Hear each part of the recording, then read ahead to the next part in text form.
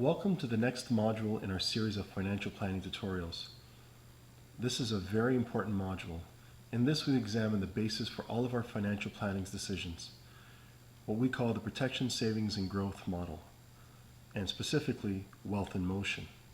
This model is also known as the PS&G model, as you will hear me refer to it over the course of this presentation.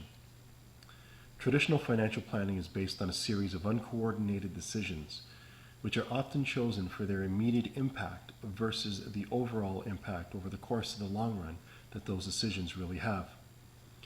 For example, the majority of Canadians will make an RSP investment in February. Is that because February is necessarily the best month in which to invest? Or is it because they're trying to come in under a deadline so that they can get a tax refund sometime in May or June?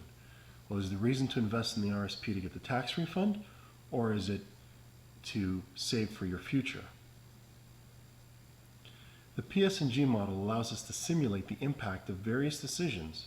For example, do I invest in an RSP, or is my money better suited elsewhere? If I have a mortgage, do I pay it off faster, or do I go for a longer amortization? What the PS&G model is, it eliminates a lot of the guesswork by simulating and forecasting the impact of those various decisions. Consider this. Engineers build models of bridges before they actually build the bridge to see how it will withstand weather and different conditions. Before a plane is put into production, it goes through a simulator. Doesn't your financial future deserve just as much?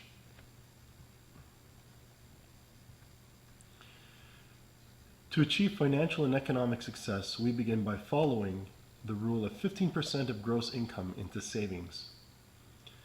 While this may sound like a large sum, consider that Canadians are asked to contribute 18% of their gross income into an RSP, while the model suggests 15% of your gross income into the entire plan, including the RSP.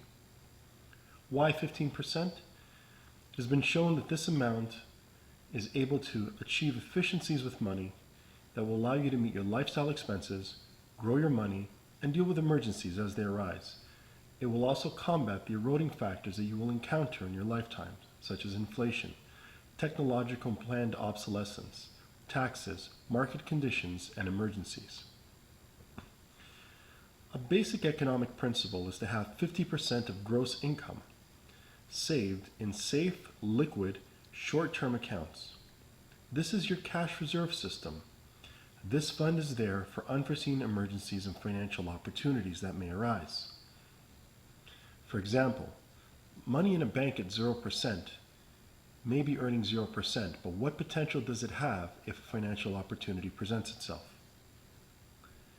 And despite what you may have heard about the power of compounding, once you have achieved 50% of your gross annual income, do not let the interest continue to compound. Compound interest means compound taxes. The money generated from these drawers can offer a much higher return to the overall plan if properly redistributed. Once you have 15% of the annual income into the drawer, only then should you consider going into an RSP or some other type of registered plan. And if best, try to make it a plan where an employer matches.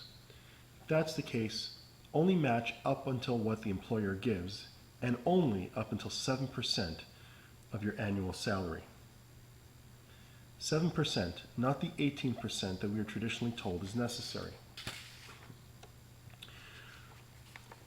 We also recommend opening a separate account called the Wealth Coordination Account. All the interest generated from these saving drawers should be electronically transferred or swept into the Wealth Coordination Account. And then that money should be distributed into the plan, not automatically, but on a decision-by-decision basis.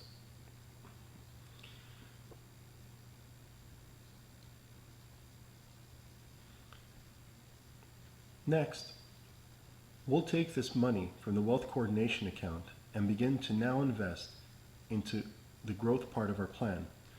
On our first tier, this is money that is loaned to the government, corporation, and municipalities, and it generates an income, traditionally on a monthly basis. Next, the overflow from here can go into our Tier 2 level of growth components. In here, we now possess ownership in stocks, mutual funds, and various securities. The process is then repeated into areas such as real estate, collectibles, and tax shelters. This represents a vertical movement of money and represents proper diversification. These areas will also generate an income, whether it be interest, income, a dividend, rental, etc. This money should not be allowed to accumulate in these areas. Instead, it should be redistributed back into the wealth coordination account for a proper redistribution into the plan.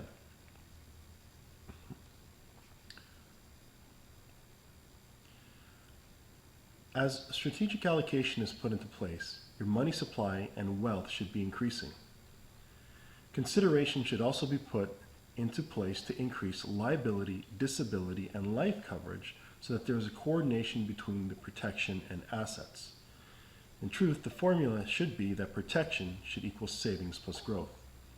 And any premiums that need to be used in order to increase your protection of these assets should all flow from the wealth coordination account. In short, this is an example of wealth in motion. A plan like this puts you in control, protects you against financial risks, protects you against financial emergencies, and puts you in a position to take advantage of any financial opportunities that may present itself. This is the end of our presentation. For more information on this, please contact us at 905-366-3841 or at inquiries@longowealth.com. Thank you for your time.